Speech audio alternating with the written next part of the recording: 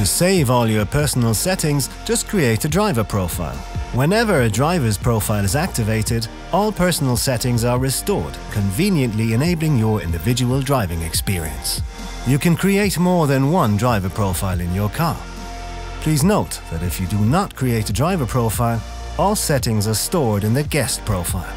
If you later decide to create a driver profile, you will start with default settings again. Each profile is then paired with a person's BMW ConnectedDrive account.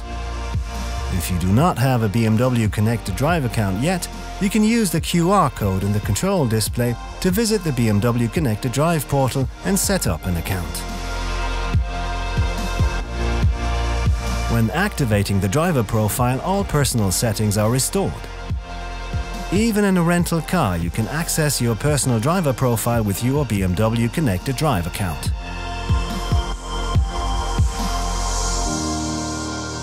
Continue watching our how-to series to get the most out of your BMW.